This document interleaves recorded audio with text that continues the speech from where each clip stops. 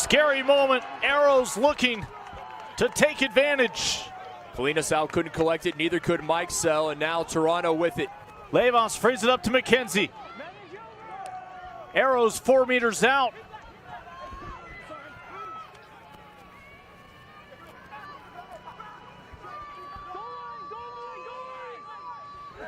And there is your first score of the second half. Mike Shepard for the Arrows ends a 21-point run from the SaberCats with his try.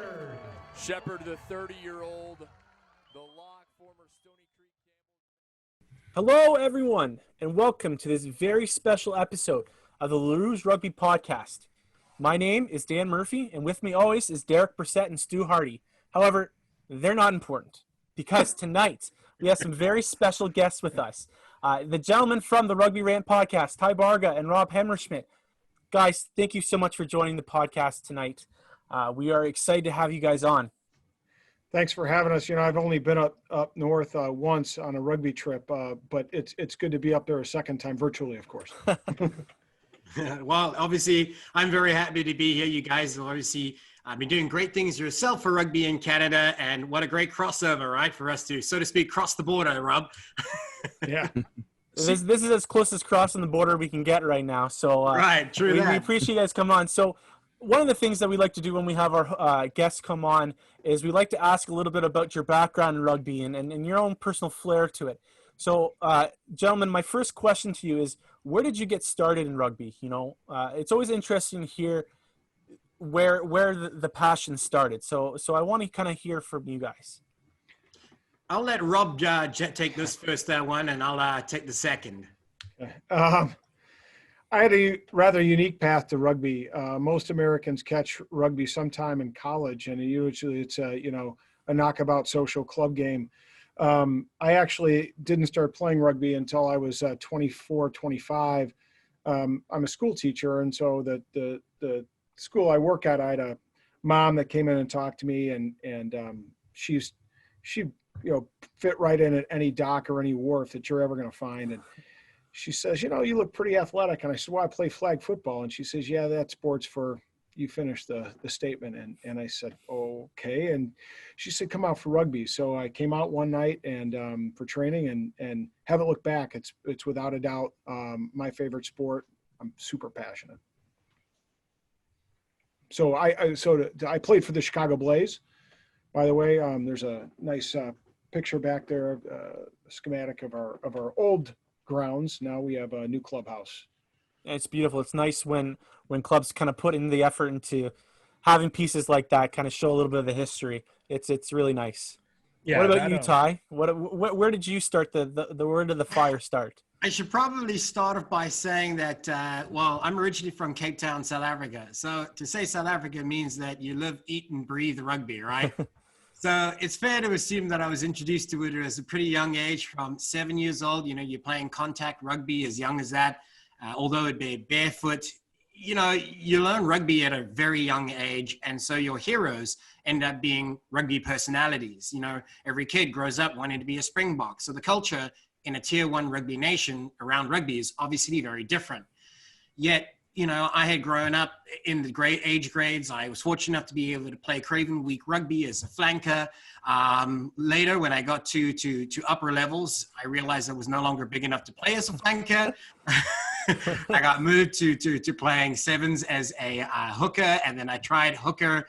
I ended up, fortunately enough, when I left South Africa on a 2-year work holiday visa to the UK.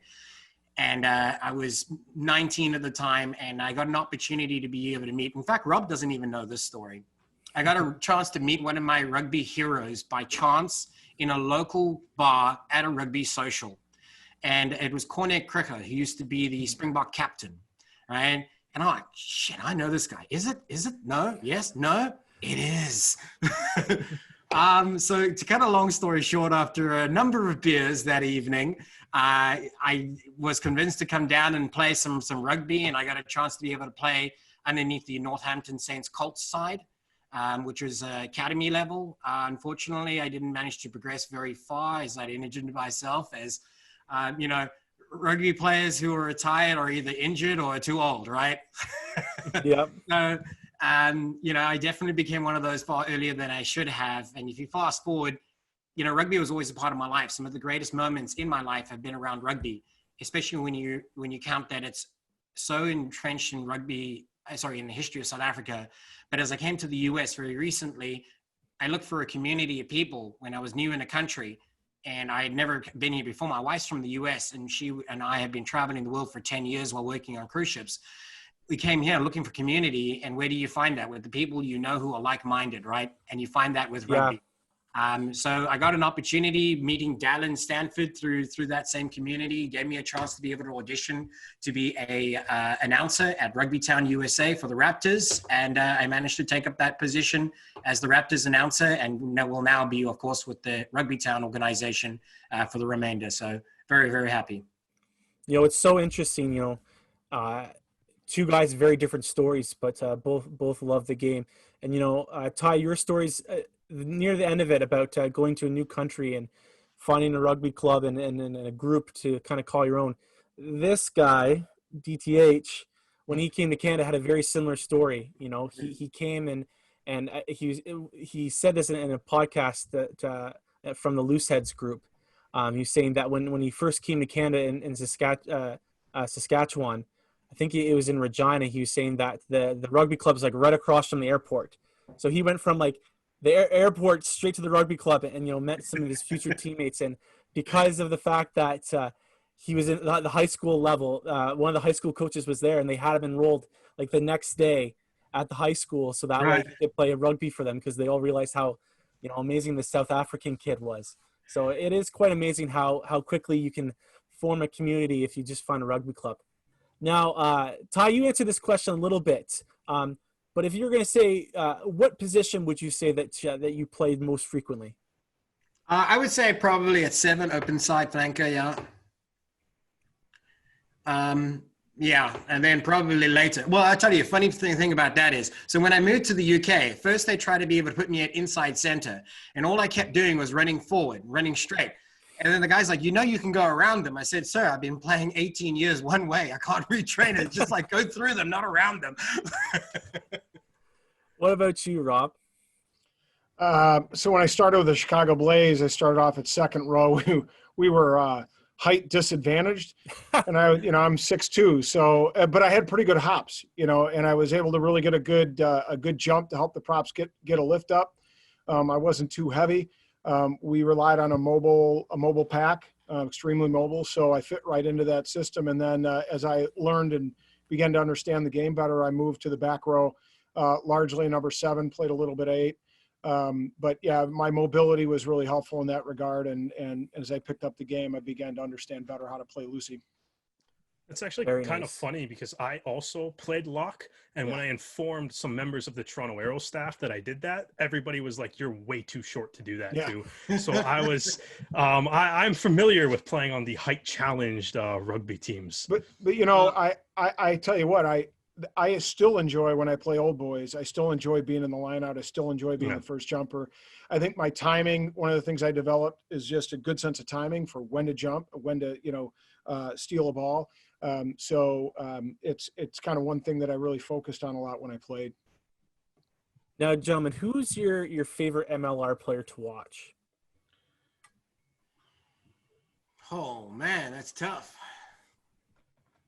Oh man, I know for me it's going to be Raptors. Obviously, I spent a lot of time watching them from up in the balcony behind with the headset and the mic. So I kind of got a different perspective. But I got to say, whenever something, when it made it to, I'm going to say the guy's name, Ryberg, okay, probably. Oh, yeah. The reason being, when it came to him, there was always a level of anticipation and an excitement, like, okay, what's going to happen? Mm-hmm. But I would then say him for MLR in general, but watching Rene Ranger on the field was fantastic as well. His level of ingenuity on the field, how he could connect. He just managed to find that open space, knew when to pass it, didn't hold on all the time. It's that level of expertise that made it exciting. So I would say it depends on the year. Like I'm a NOLA guy, so I really like watching Cam Dolan. Again, he gets into the line out. He steals a lot of ball. He had a 3-try game on his birthday last season, which was phenomenal to watch. I loved watching him. This year, I was really impressed with Mungo Mason. I hope he comes back to the MLR. He just seemed to have a motor. He was always around the pitch, always at the breakdown, always on somebody's shoulder ready to receive a ball. Mungo was unbelievable this year. I really thought he really showed off his skills. And then just from an individual standpoint, a guy, Nick Feeks, and that's just for personal reasons. He's an LU guy. My son goes and plays at LU, and he's been instrumental, just with youth development. And he's one of those kind of guys that you just want to have involved in your program and your club because he gives back in spades. So not one answer to that question, but I think it's an honest answer. And that's what we want. We want honesty, and that's hearing things like that. That's why we love having you guys on.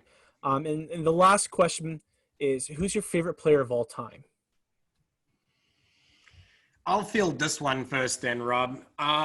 So for me, I touched on it a little earlier ago. So being South African, 1995 rolls around. It's the biggest thing to hit South Africa after isolation, unifies the country. Everybody knows the story. It's inspiring.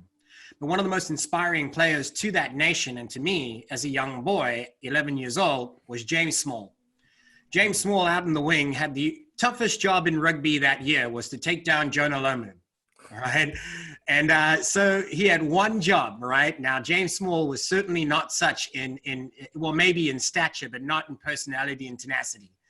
And, he was phenomenal ambassador. He was a little bit of the bad boy off the pitch, but he was great on the field, knew where he needed to be, did the job, just a great workhorse for the game. And like I said, he had the one job to be able to stop Jonah Lomu. And, that 15-12 scoreline had no tries scored. So he did his job. And as a result, he was somebody that I looked up to. For me, I guess there's a recurring theme here. For me, it's another South African. When I started playing, the 1995 World Cup was just finishing up. And it was kind of my first introduction to real rugby. And for the guy that I loved to watch that was just amazing to me was Joos van der Westhuizen. A scrum half, but he played like a Lucy. He played like a forward. He had no fear, was always in the mix. He always knew where to go and always knew what to do. He just had an incredible burst of speed whenever he needed it. I loved watching him quite a bit. In today's modern game, I really like TJ Paranara, much for the same reasons. TJ is, you find him in the breakdown, you find him poaching ball, you find him, flying off somebody's shoulder. The guy never quits. He's like the Energizer Buddy. I love watching TJ. Those are two guys, ironically scrum halves. But, I love watching those guys. Talking about Joos van der Westhuizen, one of the greatest, I would say, rivalries, player to player for me was Gregan and van der Westhuizen. Yeah. Yeah. Both like awesome players, both had the best inside, and they were like almost perfectly matched. If they were, obviously they couldn't be on the same team, but if they were, they would have probably played incredibly well together because they were so alike. So, gentlemen, now we are going to get into what the meat of this podcast, because we're going to be reviewing so far the MLR preseason. So what's going to happen is we're going to kind of go into 3 rounds, and I'm going to give you each a chance to kind of talk about certain teams and how they've done. And, that can mean certain things because, some teams have been, in terms of signing players, pretty quiet. But there are other parts of this. So, Ty, I'm going to get you to start first, and you wanted to talk about Dallas. Well, certainly Dallas is, so to speak, one of the new kids on the block as an expansion team for 2021. Although it's important to note that they've been around since the initial start of the league. Obviously, they're only fielding a team in 2021. So how do they do it? Well, the Raptors, unfortunately, are no more, so they went shopping, all right? And what happened is unknown to a lot of the fans, and in fact, for quite some time, it was unknown to myself and Rob on the Rugby Rant podcast show. We were talking, I think, with Blake Rogers, and he revealed that the draft had already happened. We're like, what are you talking about? The MLR draft is coming up. No. He's talking about the Raptors draft. So behind closed doors, there were disseminating who's going to go where and where the cards lie is that Dallas ends up having quite a few players. So they got a good team. What I like, though, is they got a young team. And they're investing in a lot of youth. So you'd have to assume that they're not thinking 2021, right? Their only measurement of success is to be competitive in their first season. 2022, okay, you got structure now, right? Build some momentum. 2023, we can start to see a legitimate run at the title, I would hope. And of course, every other Dallas fan with that. So what I mean by that is they got a nice mix of a little bit of experience that they picked up with the Raptors player who have got MLR experience, some at a national level service as well. But I kind of put together what I thought would be a list, so to speak, with the help of a friend of ours, Rick, who is Dallas Jackals Den Facebook, should we say, admin. He's highly involved with them as a fan base. Skylar Adams. Number one, okay, so former Austin Gilgronis comes across with MLR experience. He was the 14th pick for them at the moment. So that means that, they're looking at wrapping up a team. It's not quite there yet. First notable name for me, Chad Goff, right? Now, he's going to be a great hooker. He's also got sevens experience. He's incredibly mobile. You'll see him out in the wing quite a few times as well. So he knows how to play the field right across. And excellent player there. Kalepi Fifita, prop, again, from the Raptors. He's been there with them from 2018, I think. So, again, great experience. Cody O'Neill, lock, also flanker experience. So he could be a little versatile in that scrum format. Again, a former Raptor. We got Theo McFarland, the lock from Samoa. Big boy, interestingly enough, was playing and contracted to the Manua Samoa team for the Global Rapid Rugby. I'm not sure if many of our viewers are familiar with that. Short-lived. It was brought in by Andrew Forrester, who's heavily linked to the Western Force, of course. Then we've got Bronson Tellers. Now, he was one of the drafted players recently, very young, right? Another one that's also incredibly young. These are both flankers in mind for them. Tommy Clark, he's an ex-All-American player. So you got young, yet raw talent. So it's easy to mold. They've got a lot of experience around them. The leadership that's already been identified for Dallas is solid. They're drawing from their player pool and their coaching pool down in Dallas and across Texas. So there's a rich culture to be able to lean upon there. Some of the other notable names, we got an international here is Rara. I might be getting that wrong, but it's an Argentinian international with sevens experience for the national team and then for the 15s game at an under 20 level. Then you got Vian Conradi. He's a guy who plays for Namibia. He's a Namibian national. He's a little bit older. I think he's about 34. But again, it's about that experience. He comes with 2 World Cup rugby campaigns under his name. I think it was 2015 and 2019 as well. In addition to that, he's even before then had played at a great level in South Africa, the university level at the Varsity Cup, played for 2 teams there. So those are very high levels of competition that will translate well to in the MLR. Another Raptor here, we've got Colin Nyson. He and Nick Boyer were trading starting positions for 2020 at the Raptors. Both were excellent. And Peter Bollez, I tell you, must have been torn between the two. I'm very happy to see Denison. We had him on our show a little while back on the Rugby Rant. Then we were under the title MLR Rant. And he's eager. He's ready to be able to hit the ground running. I think he's going to be a great fit there. And he's looking forward to more game time. Now, here comes a question. 10. They don't have a solid 10. Not yet, right? There are a few rumors as to who it's going to be. It might very well be another Raptor. It might very well be an international signing because they don't have a lot of them yet assigned, right? There's spots open. And then another problem would be at 15. So what I'm going to do is I'm going to briefly run through the back line, what I've got it set as, because I don't want to take up too much time here, but I could go into an hour just on this team because I know them from the Raptors. So we continue with that theme. At 11, young player, Ryan James. He comes out of the Merlins, Glendale Merlins, into the Raptors 2020 roster, although he never had any game time in that truncated seaon. I think he's only 21, maybe 22. He's small, but he's fast. And he's a great 7-style player. He will need to bulk up. He definitely will, to be able to take it at 11.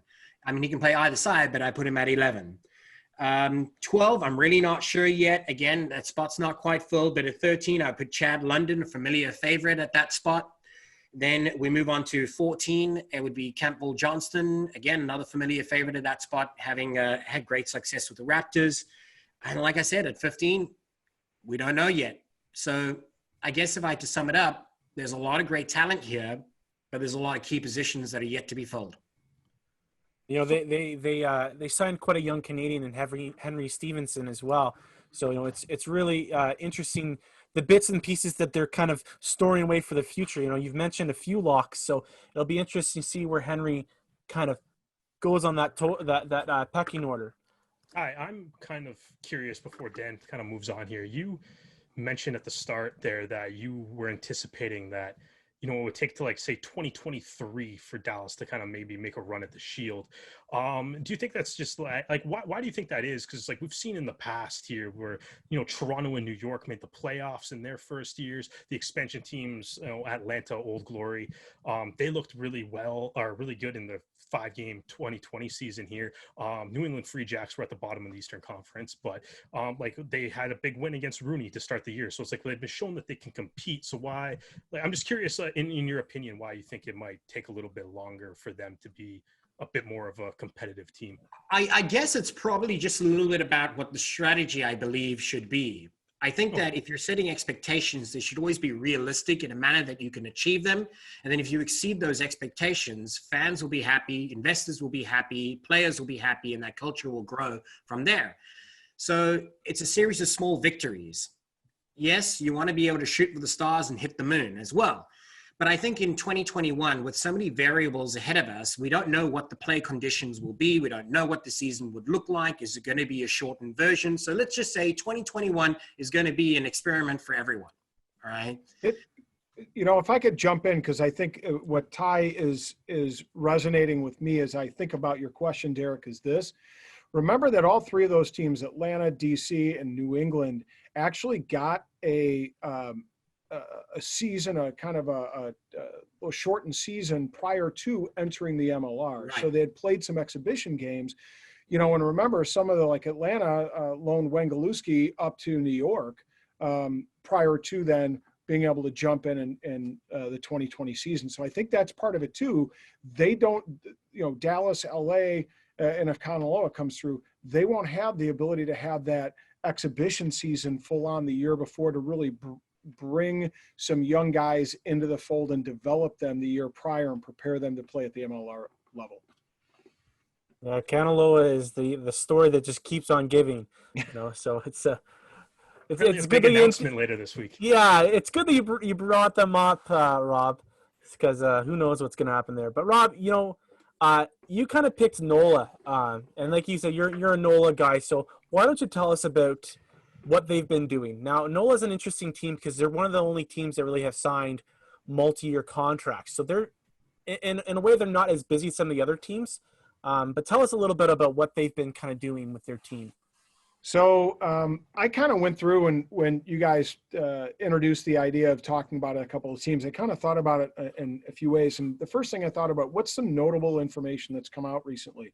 And one of the biggest things is they've retained their core. So I always look at a team that has experience should have guys at the spine positions at 2, at 8, at 9, at 10, and at 15. And if you guys if a team has a core spine that's been around, that's played together, it really helps a team gel. And so if you think about NOLA in that regard, for me, it makes a lot of sense. You know, you guys are familiar with Eric Howard. I mean, that guy is an absolute animal at hook. I love to watch Eric Howard play. He's a great Canadian player. You got, of course, Cam Dolan at 8, plays for the United States. So you got another international there. You got an interesting thing happening at 9. You got Holton Youngert, who's now going into his 3rd season with the NOLA Gold. And then they just picked up in free agency a Namibian Rugby World Cup 2019 scrum half, Damian Stevens. So they've got some experience happening there at number 9. And the one question in this group is at fly-off. They'll have Robbie Coleman, but he only had the 5 games in 2020 to play with this group and kind of gel with them. And then, of course, you have the guy that's been there since the beginning, JP Eloff at fullback. And JP is just an electric player. So you put that group together and you really start to go, wow, there's a group with experience and they play together and they understand what Coach Osborne wants to do. And that's an important feature too, is that you have Nate Osborne, who's been there from the beginning. He's established a game plan. The players know what he wants. The guys that have been around understand that. Now it's just about bringing the new guys into the fold. Then I go on to key additions. And like I said, Stevens, but also Kyle Rogers, a fullback. So now they got somebody to back up JP. JP, the beginning of 2020, missed a couple of games because of an issue. I think he had something removed from his melon. So they got some depth there. And of course, you've got Juan Capiello, who's an Argentinian 15s and a Puma 7s player. And then the big signing in free agency, Devin Short, a flanker from San Diego. And he was traded for a foreign player spot, which is notable because then you start to look at what they're trying to do developmentally. So a couple other guys, Kenneth Jenkins, Jonathan Poole, rounding out that. So again, a nice mix, good core, nice mix of new guys to bring in with some pretty heavy talent there with some international experience. And then on the developmental level, in the draft, they traded up. They got a big heavy in Brian Nolt for Central Washington. Might be familiar to the guys in the West out there over by Vancouver. And he was the second pick. They picked him up from LA. They kind of did some wrangling and LA got a later draft pick. And I think cash and a foreign player spot were exchanged there. Andrew Gara, I got to say Andrew, because he's one of my guys from Chi-Town from Chicago, came up in Illinois. He's undersized. He's not tall. He's 5'10", but he's built like a freaking bowling ball. And I think developmentally he'll do very well. And then Sam Berry is a halfback that I think will develop well in the next couple of years, has a lot of experience with adjusters and the sevens, USA Sevens All-American. So when you look overall at this, they just seem to have that balance, right? But for me as a fan, I get my hopes up and I just hope that what's on paper can be translated into success on the pitch. I think one of my favorite things about Brian Nault is that he's got a pet kangaroo. Oh, really? It's just the strangest thing is like when they interviewed is one of the things they talked about during the draft. And even I'm right now, I'm looking at Major League Rugby's recap of the draft. The last line is Nault also owns a pet kangaroo named Ruru. There you go. That's a fun fact for you. Just such a strange thing, but I love it. Rugby's weird, so if you have anything to differentiate yourself from a crowd, it's going to be owning a pet kangaroo. Yeah. Maybe that raises draft stock. You can bring the kangaroo to training. It's those props are jumper in the lineouts. Props are different dudes anyway, man. Props just are different anyway, man. They live a different life. So that's okay. And I do want to add with NOLA, their community outreach is off the charts. They made it a goal. I had a nice conversation with owner Tim Falcon. He's actually going to be on the Rugby Rant here in mid-September. They made it a goal to, I think, get 4,000 new fans by the time they start their opening home match. They have reached out with Kids Day, with Rugby 101 adult events. They have one on September 11th going on. That's like a Zoom call. So I'd encourage fans to join that, just to see what they got going on. They have 100 new youth programs by the start of 2021. And one of the guys who talked about, Nick Feeks, the guy is going to be he's the Louisiana Youth Development Coordinator. So just their commitment to youth rugby and to developing the next generation is absolutely amazing. So, and I think that's been a big draw for a lot of international guys is coming. Like the opportunity to come to America and say that you're a part of the growth of rugby is such a big pull. And I think, that we've had a couple of guys come in. I mean, Chris Robshaw has certainly mentioned that about his new home. East Matara Weeder, the same thing. It was actually highest priority for him was not only to to continue his career somewhere else. I mean, I think that was almost second to developing the sport here and building roots in a community. Now, Derek, your team that you're going to talk about has been a little quiet on terms of signing players. Yeah, so I'm starting here with the Utah Warriors. I'm actually really excited right now because Gaston Mirez just scored a try behind Ty's shoulder. So that's my favorite moment about this game that you're playing. I don't know. Yeah, that's not your favorite. Yeah, no, exactly. You had to pick the one game that the Arrows lost this year, eh? Just to be like, I'm coming on the Canadian podcast, so we're gonna just gotta dig the knife in, isn't it? Yeah, exactly. We turned this game off at halftime anyway. But yeah, so I got the Utah Warriors, and they've traditionally in the first few seasons of the Major League Rugby, they've kind of been one of the teams that has been announcing their signings a little bit slower than say some of the other teams. So as of right now, though, that doesn't mean that they haven't really had an active offseason. They made the first big move of the draft in which they traded Robbie Povey to the Houston SaberCats in exchange for 2 picks. Those 2 picks became Derek Ellingson and Danny Gianniscola. They also added, obviously, the 2 picks that they used with their own selections in John Powers and Elijah Hayes. Personally, I myself was kind of surprised that they went with 3 backs and 1 prop, but also in kind of looking at the Utah Warriors roster, it's like they do have a lot of really good players in their forward pack, like Franco Vandenberg, Saya Uhila, or Elkington, Lance Williams, and Bailey Wilson. But so like they had a really strong, I feel like they had a pretty good draft overall, even though it wasn't something that I was expecting them to do. But beyond that, though, they haven't really announced any other signings, at least from an official standpoint. If you are a Warriors fan, though, like they do have a new podcast series out in which they have Bailey Wilson, who on in the first episode, the podcast is called Warriors Sagas. And they essentially, during that podcast, Wilson was talking about his excitement for the 2021 season. So it's like everything that he was kind of wording about it seems to, at the very least, imply that he's been signed, even though the team hasn't officially said that. Same with a couple Instagram posts from John Cullen and Dwayne Politavo on the Warriors official social media, where they're talking about their excitement for next year. John Cullen saying that he's happy that a big chunk of the core is coming back for 2021. It's just the team just hasn't really announced who's actually coming back. So beyond, like, it's one of those off seasons that, kind of right now, like you can look at it and be like, as Ty said, he's like, he thinks Dallas is doing a really good job of, building their team for the off season. Or Rob is really happy with the way that NOLA is developing. They're really excited that most of the core is back. And we know that a lot of the core is back and even how long that they're back for. Whereas Utah, you're just kind of left with waiting on a lot of the player announcements. And I think, like, if you kind of look at, like, Bailey Wilson is a great player for the Warriors this year. He's an excellent flanker. He finished in the top 10 in tackles that made this year, with ninth overall was 66.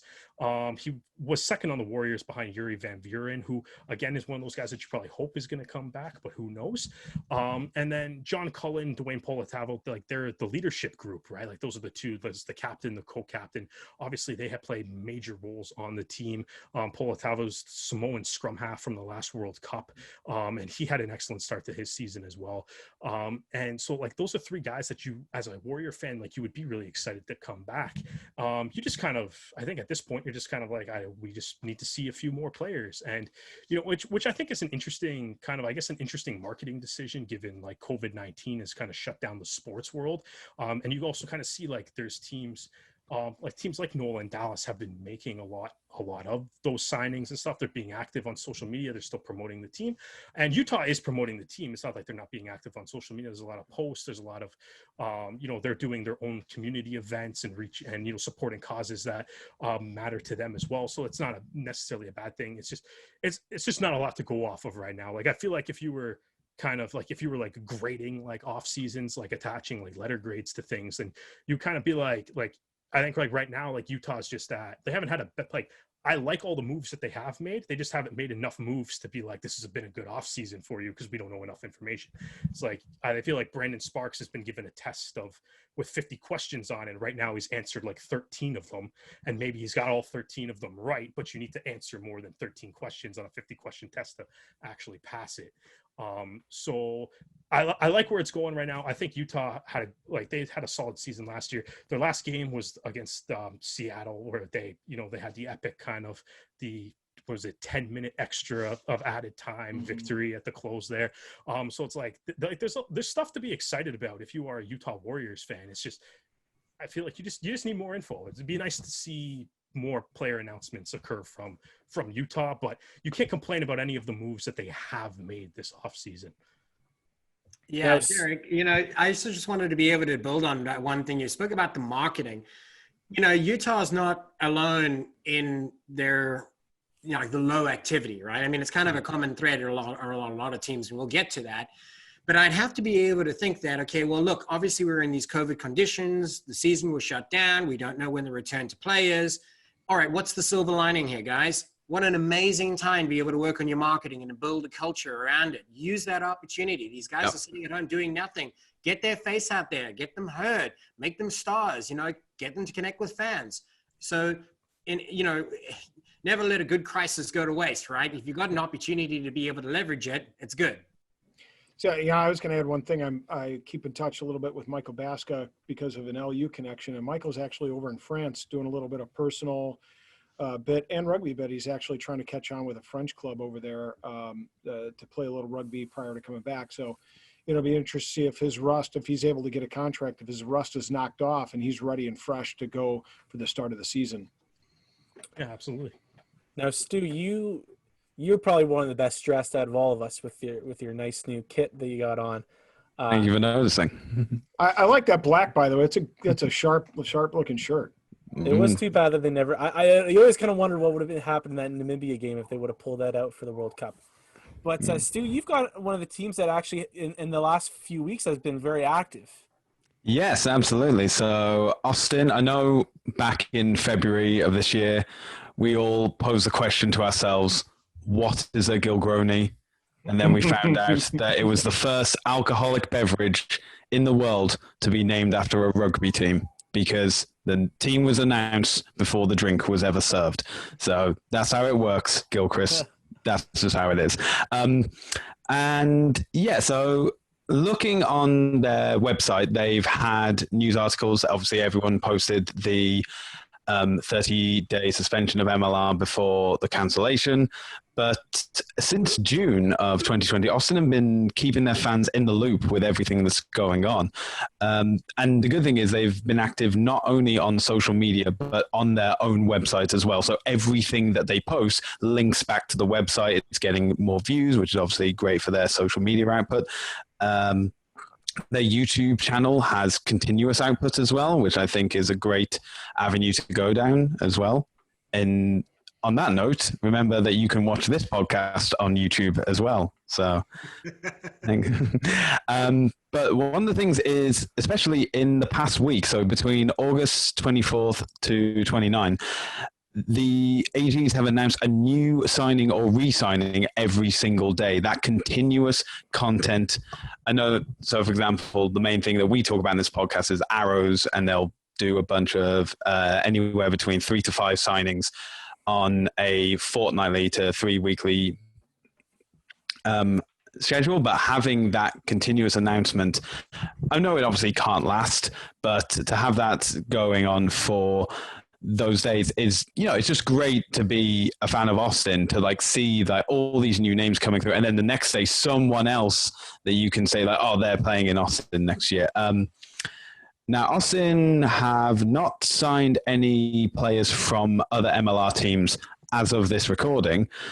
But I say one of the great new additions to the team is probably going to be Christian Osberg, from what I've seen of his playing caliber. And it's also noted that while Jamie McIntosh was re-signed, he's now in the role as a player coach. So, progressing in his career, maybe he's preparing himself for a career after playing rugby. But, his skills with the Gilgronis. It'll be great to see what he can bring forward to the rest of the team and even to the next generation. Now, a guy that is a big name to look out for, and we've talked about him on the podcast when he was re-signed a few weeks ago, is a Canadian, obviously. I'm going to probably mess this up. I'm terribly sorry if he's listening. Mo Abdelmonem. See, I told you I'd get it wrong, but I apologize as Canadian Stu. Now, he has been an excellent flanker. He has been knocking on the door to be flanker for the Canadian national team. And who knows, maybe if the ARC had gone ahead this year, maybe if the internationals Canada had planned did go ahead, he could have been featured in that squad. Obviously, it's something for another parallel universe where COVID doesn't exist. But some of his stats, even from the 5 games of 2020, he had 5 breakdown steals, a 78% tackle success percentage. He's made 21 carries for over 90 meters and has played an average of under 60 minutes a game. That is fantastic stats. And that will be something great to see, not just for Austin fans, but I think for MLR as a whole. So, Ty, I'm going to give you a date of June the 27th. That is the last time the LA Guiltinis actually tweeted something. They've been pretty quiet. And I'm curious as to see how you feel about this, and if you have any, if you're going to put on a tin cap right now and give us your best conspiracy theory about what is going on with this team. Look at first thing to know, everybody has an opinion, right? So we already kind of broached the topic about the name. So we know Guiltinis is obviously linked to the Gilchrist Empire, right? So F45 connection to the rugby here, now 2, potentially 3, clubs under it. So I mean, yeah, you have to assume that it's going to have a lot of Australian influence. There's going to be a lot of Super Rugby experience making its way across there. You still need to reveal that there's Raptors that have been drafted to them, one of which that has already been announced. Fortunately, we were lucky enough on an episode of the Rugby Rant where Rob was giving some interviewing Blake Rogers. Now, he's a prop forward, if you're not familiar, from the Raptors. He's now will have his new home at the Guiltinis. Beyond that, we haven't heard anything except I think there was one draftee that was or 2 there, but I mean, no notable names just yet. So you have to be able to think something's brewing, something must be coming, right? So this, they're holding their cards very closely to them is the phrase that I want to be able to use. Yep. The reason being is that obviously they're working on something. There's a lot of rumors, but let's focus on what we do know, right? We do know that they've already decided that they're going to be playing out of a very large stadium, the Coliseum. It's an aging stadium. It's a very large venue to fill. If you just reference what the Sam Boyd Stadium looked at the Vegas weekend, it's miserable, right? So you've already got what I think is quite a challenge there. And is it worth taking a stadium that large when you're starting out without a proven model? And I personally don't know how strong the local LA culture is to support that franchise just yet. And to that same point, neither do they, because they haven't done enough. All right. Yep. So I guess, you have to be able to see some notable signings. One of the significant things is that they have in the trade, they've got opportunity for international places, 10 per team. So they're going to be looking for something large, maybe DTH is coming across to the MLR. So who knows, he might find a home with a little bit more sun than Canada can offer. So if that's the case, great. I mean, but he's also a player at 34, I think he is now. Is that right? Yeah. From what we're kind of hearing up here, sorry, Ty. Yeah, from what we are kind of hearing up here, that is the exact rumor that he's right. You could be heading to LA. Yeah, and I can see why. the allure of being a part of something new, okay, is great. You know, like you said, when he comes over, first came over, he's thinking about rugby community. Players like Nanu were interested in coming to the MLR, players like the Beast. And so the list can go on. He would be another one following that similar trend as the MLS had done when they first brought over their notable names from Europe. It has a marketing value attached to it. So they have to be able to find a few key players. Rob referred to the spine players. We'll use that analogy. And then from there, you're going to build your squad. I can already tell you who I believe is going to be a part of the joining Blake Rogers at the Giltinis, but out of respect to them, I won't tell you. But I can tell you that I see about 6 or 7 more names from Colorado that are familiar there. Another cheeky little drop there, Ty. Right. So we don't. Our podcast region doesn't include California. Just stops at the border. Yeah, exactly. Yeah, California. We don't get. Yeah, exactly. You can say Vancouver, Seattle. That's it. That's as far as we go on the West Coast. So what we do know, circling back around to it for a moment, gentlemen, before we move on from Giltinis, is the coaching staff. So the coaching staff, you come with experience. Okay, you got to think about. This is really who's in charge of building an entire team from scratch. No pressure, right? Plus, your expectation is to be competitive right from day one. And with the money they can throw at it, you have to assume that they would have some notable players. So then you got to be at the level. You almost have to think, if you were coaching somebody like Rob Shaw and you had never coached at that level, it might be difficult. Right, to coach a player like that. Not saying that he's there. Obviously, we know that he's going to another club, and we'll be talking about that later. But we've got Darren Coleman and we've got Stephen Hoyles that are the coaching staff. Darren Coleman is somebody who's comes with a wide variety of experience. I mean, he's been all over the globe. New South Wales origin, in Australia, Shoot Rugby Shield experience with the Rats, Golden Rats, the list can go on there. And then he went across to Italy. He had with the L'Aquila in Italian professional side. Then he went over to Japan, where he was with the Toyota. I think it was called the Sabre Sands or Toyota Industries. He was instrumental in that season, getting them promoted to the top tier. So yes, he's can coach teams upward. This is what you want to see. Consistently, what I take out of his career is that he's taken a team from mid-range to the top in the leagues that he's had. Then we've got assisting him is Stephen Hoyles. Stephen Hoyles, for those that are familiar with Super Rugby, he has over 100 caps between the Brumby Service and New South Wales Waratahs. More recently, he has experience as a coach for the 7-a-side national team for Australia. So you have to be able to think that with his playing experience, he would be somebody who can manage those higher profile players. He can speak at the same level. He's been at the same level of the game. He can respect that. He can understand that, and he knows how to coach that. He also would coach a much faster level of the game. And because the Giltinis are going to most likely be drawing from Southern Hemisphere teams and players, I would like to be able to see a style of rugby that mimics that. And it would suit what's going on with the rest of California with San Diego. So yes, it would be a great fit. And how amazing is a California derby going to be? It's going to be just a beautiful backdrop. I will say one more thing before we move on about the Giltinis. If you look at Major League Rugby's website and they have all the teams lined up, there's no Giltinis. So there is a rumor about a name change, but let me tell you, it might not be what people think, right? So we did some research back at episode 1, I think it was, Rob, of then what it was called the MLR Rant. And I did some digging online. It's free information. You can go onto the U.S. trademark registration site. I can't remember the name of it now, USPTO or something like that. Anyways, and you can find numerous trademarks that are already approved. Some of the names, of course, Gilgronis, other names that were listed, Giltinis. Then there was the Gilmopolitans, the Gilcolados, like as in a pina colada. And so the list can go on. So be careful what you wish for, people, if you want a name change.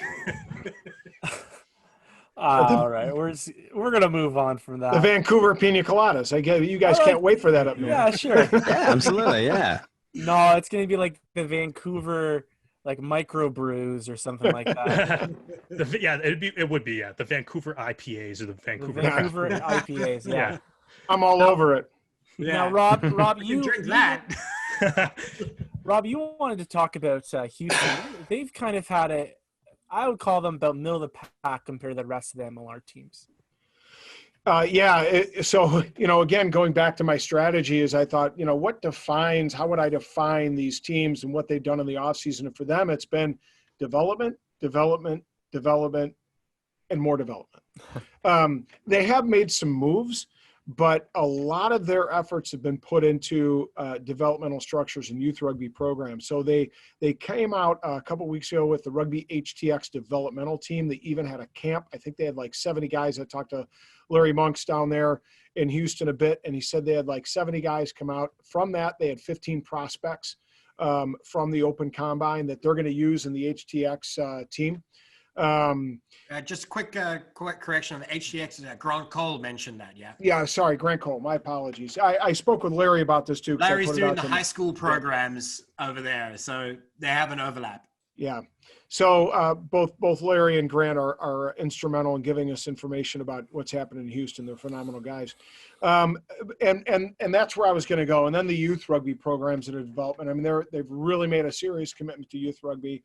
They've had camps going on, in the last couple of months. So it's really for them about positioning themselves in the future. Having said that, they put out a press release. 4 originals exist from their 2018 squad. Of course, Sam Windsor at flyout, Kieran Farmer, Malachi Esdale, and Cecil Garber. So they do have some guys in their leadership core that I think will be stalwarts. What are their additions? They had Tian Erasmus, South African hooker, 6'1", big boy. He was signed from Austin. I think that was a trade, I believe. Scored 4 tries and 5 starts with the Gilgronis. Center Moa Maliepo, who's got a Tongan caps to his name. Prop Nicolos Kashasavili, a Georgia cap player and a Sunwolves player. So he's going to be hard-nosed, ready to get to the grind. And then a second row, Apasai Tauyavuka. I'm probably butchered that significantly, but he comes with Pro 14 experience from the Zebras. So when you look at the quality of those signings, I mean, there is some significant quality in those 4 individuals. They lost Tian Lutz and Victor Comtat. But, again, significant returners. DeWitt Roos, their captain's returning. Breitenbach is returning. Beauchamp's returning. Of course, Robbie Povey was acquired in a trade right before the draft.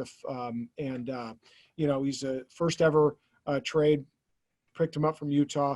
Osi Kalinisau at fullback. And then here's another international. Diego Fortuny was I think, re-signed Argentina hooker, and Diego Magno, a Uruguayan flanker with 90 caps to his name. So if you think about what they have going on while not making some of those, consistent signings like Austin has, or, really going through and developing players, their draft picks and re-signing and getting some big name pickups, free agents in the offseason, they've been pretty solid. So, if I was going to grade them, as Derek was talking about grading, I'd give them a solid B, and I like what they've done so far. Obviously, they're trying to go to see if they can be competitive this year because they gave up all their draft picks to really, I think, focus on what's happening in 2021. Now, Derek, you've got a team that has been hitting the pavement and really kind of picking up some strong additions to their already strong team. Yeah, so Rugby United New York, as an Arrows fan, I feel like you're supposed to hate them, but man, I love everything about what I'm seeing from this team this offseason. So it's kind of painful to watch, but it's great. Their new GM, Stephen Lewis, he really came out, hit the ground running. Their draft, I found their draft was really interesting. They obviously traded away their 2 picks to Dallas in exchange for, as well as a little bit of cash too, in exchange for a foreign player spot. But prior to the draft, it's like all you kind of would hear about from Rooney was that everyone was saying it's like they really want Connor Buckley, and that was just like the constant theme of like when all the pre-draft media coverage and stuff was saying that Rooney really wants Connor Buckley, and then they traded away both their picks and Connor Buckley went undrafted, so they ended up getting what they want in a foreign player spot, and they still ended up with the player that they probably would have drafted if they didn't trade that. Stroke of genius, wasn't it? Yeah, I think exactly. that was amazing. Exactly. It's like the Kevin Costner draft day thing. You just make a bunch of trades, and then the guy that you actually want just drops down anyways. Yeah. So it's So and you end up with what did they end up with? They ended up with like the linebacker and the quarterback in that movie. Yes. No. They kept the quarterback that they already had because he underwent surgery. I don't know. I know it's a draft. All right. It's not important for this discussion or whatever. But like, so that was interesting. Like you said, stroke of genius. It worked out very well for them. The other thing, like Rob kind of mentioned it with NOLA, it's like, it's nice to see like they've retained like a lot of their big guns, man. We got Rochford's back, Fawcett's back, Brakely's back, Henkel's back, some Cian's back, Bennett's back, Locklear, Connor Wallace, Sims, Will Leonard, Ben Foden.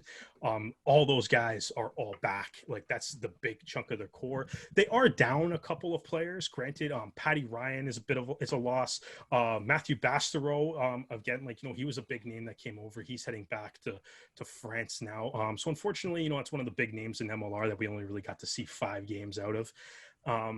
And also Cathal Marsh, the fly half, he's also out the door. But there's also a lot of big names that have been coming in too.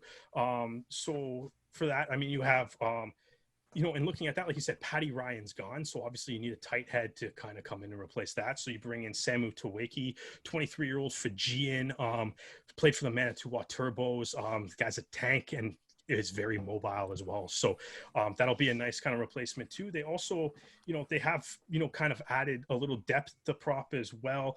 Zach Toalafu, 37-year-old Samoan veteran, has 44 caps with them. Ty will be able to tell you that he was a Raptor last year.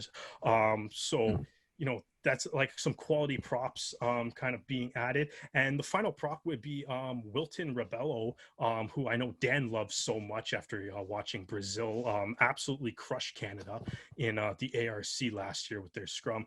Brazil's scrum, like I know, like, maybe they got some other stuff to work on, but they got a hell of a scrum. And Rebello's a key part of that. And he played for Austin last year. I don't think he really got into too many games due to injury,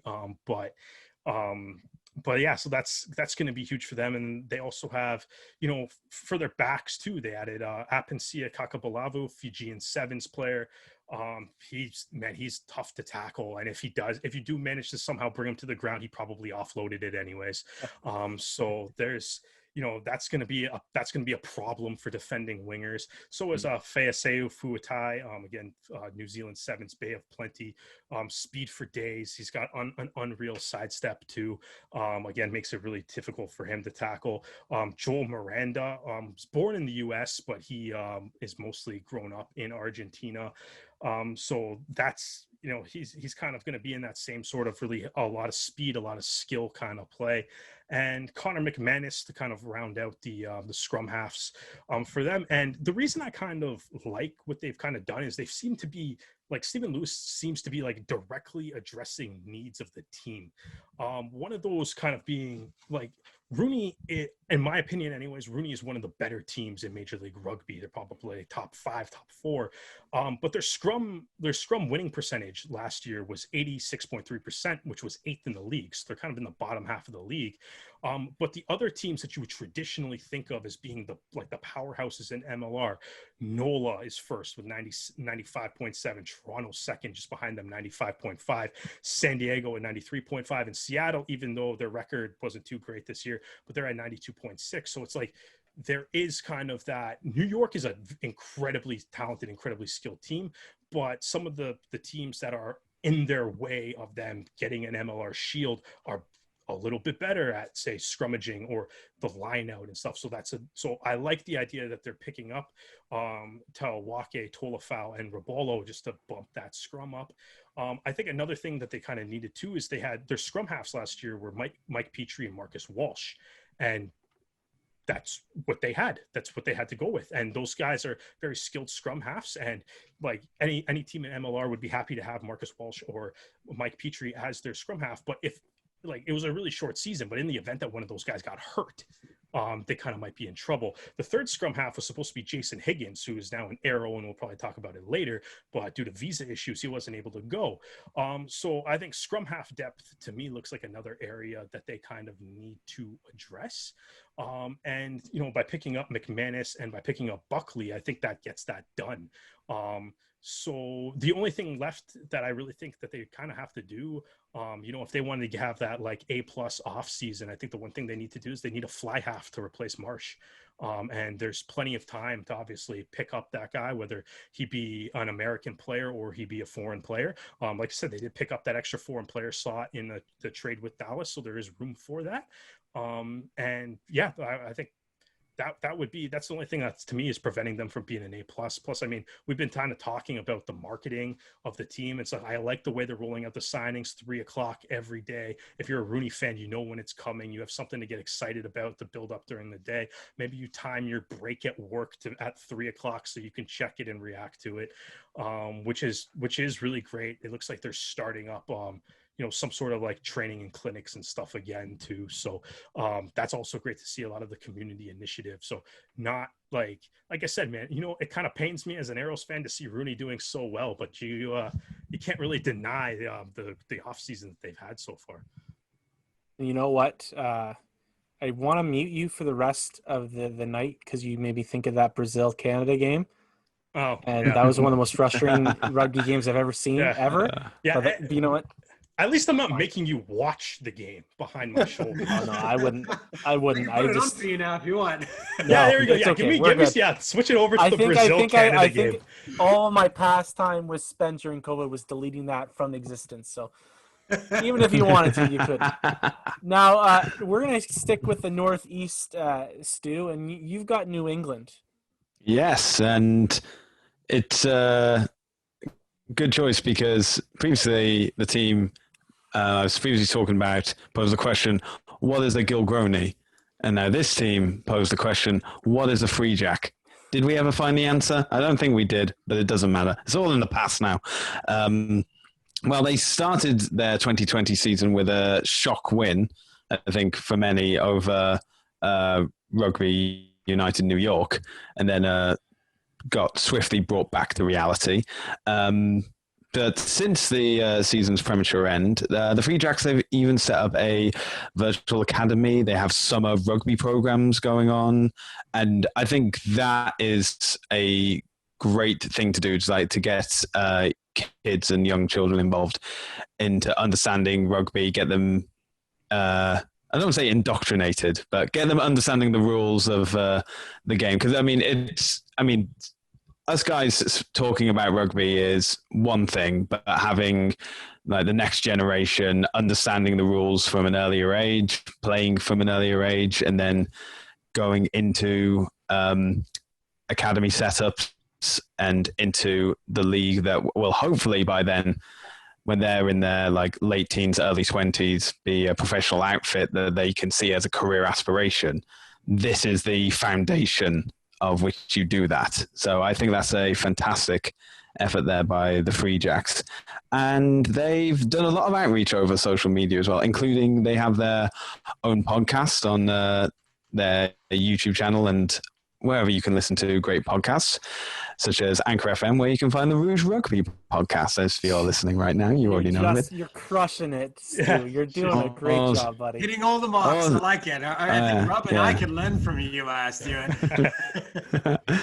Well, my check's in the post from these two guys, so that's perfectly fine with me. He doesn't get a check. He doesn't get it. He gets a check mark. That's it. So the one downside I will have to say for the Free Jacks is, at the time of recording, there are no Canadians in the squad. Terrible. But they do have some well-known players that are being re-signed, such as Tad Leader and John Poland have both been announced. The big news, however, is a batch of international signings. I've got 3 I want to talk about now. The former Sharks captain, I'm going to butcher this again, I apologize, Lubabalo Matembu. Like I said, former Sharks captain, has played in the Curry Cup for the last 5 years, I believe. He's signed a 3-season contract with New England, which is interesting. The other 2 guys I'm going to talk about have only signed for 2 years, and I think it's either usually been signed for 1 year or 2 years that most people have heard about. But so 3 years is different, but that's perfectly fine. Scotland international Dougie Fife will be joining the Free Jacks in 2021, and like I said, on a 2-year contract, which I'm not sure if that sits well with DC and their connection with Scottish rugby, but that's for them to discuss. But the big one I want to talk about is the Harlequins player, Harry the Gentleman Barlow, who has experience, as I said, with Harlequins on their academy side. He's also played for England in the junior levels from under 16 to 19. But because of the laws about player eligibility, is that Harry isn't captured by England at the moment, which means that he is eligible to play for the Eagles. Now, if you want to talk about players and see it as a connecting point for not only just improving MLR, but building players for the national team for future World Cups, not only in 2023, but 27 and even 31, then you need to find players that not only have the skills, but are able to play for the national team as soon as possible, because obviously with the new 5-year residency rule, you want to make sure that they're able to play as soon as possible, and unless they're incredibly good, in which case you may be able to twist their arm and have them stay in the United States for 5 years. But, this is a player that could be England's loss, but America's gain.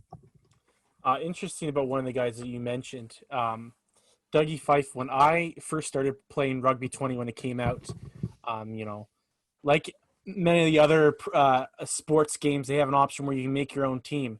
And he was one of the guys that I first got, and he was, the penultimate try scorer for my team. And it was kind of just fun. I'm like, what, I like this guy. I like this Dougie Fife. And I'm like, it's too bad I'll never really be able to watch him, consistently unless I follow the Scotland Sevens team. And then this announcement was made, and like my mind is kind of blown. And I think that's the power of why World Rugby needs to get behind making a cohesive one franchise rugby game. So that way, guys like me or people that are younger fans that want to play, they're gonna be just like me. They're gonna make their own team and find players from all over and get interested in them because they played them themselves. I mean, that's how when I was younger I learned about hockey players, is by playing NHL with my brothers and being like, oh yeah, sure, I'll pick up that guy. He seems cool, and then following him for the rest of his career. That's just the nice progression that some video games can bring to you when it comes to sports. So we're gonna finish up into the last round now. Ty, you had San Diego. Yeah. So when it comes to San Diego, I there's been quite a slew of re-signed players. So much like to the same as some of the others we've spoken about, it's more about building consistency and carrying that momentum through. Now, when we talk about carrying momentum through, one good thing that they had initially done, I'm going to start with the coaches rather than the players, because we have Rob Hoadley, who's of course steered them to success up until where we are today. But who takes over from them are those that worked within the same organization. You got Zach, Test, and Murray, who come with a wealth of experience of their own that are now going to be positioned as I'm not sure what they call themselves, but they're both going to hold the head coach position, which I think is pretty unique. I mean, yes, you've got, I suppose it could only really work if they all both grew up in the same team and know that culture and know its vision and know the players. So it will work for them, but I doubt it would work for another team, if that makes sense. Oh, yeah. So, yes, there's good. So they still managed to keep the consistency moving into 2021 because you hopefully carry through the same values with that team, and they have the same strategy. But looking at the players that have been re-signed and announced from San Diego, who, by the way, has a phenomenal fan support, aren't they? The cohort and everything they do, just like, it's a wonderful, unique identity that I think would be a great ambassador for watching the game here in the US. Because if you can take something as unique as that and you could spread it across the league, that would be something different about Major League Rugby as opposed to any other league in the world. So just a shout out to those guys that do some great work there. And the same can be said for NOLA with the Gold Diggers. The list can go on. So let's talk about that list of re-signed players. We got at 14, you got Toto Fasao, a wing, re-signed for the 2021 season. While obviously nobody had a lot of game time because it was only 5 games in the 2020 season, what's notable, if we look back for him, in 2019, he scored 5 tries in 5 games. You can't really get a better record, right? And that was leading out of the season. So, it would have been nice to be able to see where it would have gone for him, but he could play at 11 or 14. So a great Fijian player, strong on his feet, good with the ball in his hand, excellent one to have out in the wing there. So if we look beyond that, we got Ben Mitchell in the second row forward, 22 appearances for Austin Elite, moved over to San Diego. So you've got a player that's got some great MLR experience. Then we can move on to Josh Thiel, fullback, also good, fly half, center, nice utility back there. Played only 2 games because he came in the 2020 season. So still yet to be tested, but yet has the versatility that you need from a utility back, so you can slot in anywhere. And when you look at a team that is successful, you got to ask, and we touched on it a little bit when we spoke about the depth for Rooney, but you got to ask, how deep is that bench, right? Do they have that staying power? If there are a couple of key positions that are injured, where do you look? And I think San Diego has that. I think Seattle definitely has that, and so are more teams doing so. So that's something that I see coming through with the San Diego structure. We got Aaron Mitchell, tight head prop, nice and young player still, 24 years old, got a lot of rugby to play still. So again, building consistency. Hopefully you got a player that'll stick around for a long time to come. He played all 5 games in 2020. So they're obviously looking at him as being a staple. So then you've got Nate Osberger, of course, Eagles, a player right there from the start with San Diego. He's a part of that culture. He's a key playmaker for them. Great leader on the field. Johnny on the spot with every opportunity there. So, yeah, he's the type of guy that you can build a team around, really. In fact, we'll be fortunate enough on the Rugby Rant to be able to interview him September 9th. He's kind of a guy who's definitely one of those names that most Major League Rugby fans know. And it's for good reason. So he'll be re-signed for 2021. Only a year extension on all of these, which is pretty interesting to see, apart from the big one, which is coming up. Dean Muir, again, signed on for 2021. He's at 32 now. He's a pivotal player up there in the front row. I'd love to be able to see a lot more rugby from him, but I'd like to be able to see a couple other players get a little bit more game time to build that depth in the front row as well for San Diego. So we got Devin Short, who moved away. As Rob mentioned, Nola took him. He's a 22-year-old kid, so there's a lot of rugby there. Great player, awesome signing for Nola. I know Nate Osborne was super excited about that one. So now the reason I bring him up is in that trade, what they gained was an international player spot. And for fans of the show and of Major League Rugby, you might not realize, but you've gotten a lot to 10 per team. This increased that to 11. So what did they do with it? Well, obviously we got to mention Chris Robshaw, right? This is a man here at Harlequins. He's been tried and tested at the international game with being an England captain. So he's royalty in terms of rugby, right? He's reached the pinnacle. He's played World Cups. He's been a captain of one of the greatest teams around. What does he bring with him to Major League Rugby? In addition to his playing mindset, his rugby IQ, and of course his presence as a player inside that camp will be amazing. Think about the leadership, think about the mentorship, think about the energy that he brings with him. He's signed, interestingly enough, unlike the Beast, unlike Nanu, who still, maybe you guys have heard something, but I haven't heard conclusively that he's not coming back or even what the length of his contract was when he signed. So who knows, right? Let's focus on what we do know. Chris Robshaw is signed for 2 years. And while that's not 3 years, like some of the other players, which we noted Stuart said is uncommon, 2 years still shows a commitment. You know, you're not coming in for one season to try it out and live in America for a year and hit the beach in San Diego and enjoy your time. You're committing to actually building something. And who knows what will come after that. He's 34 now, I think. 34.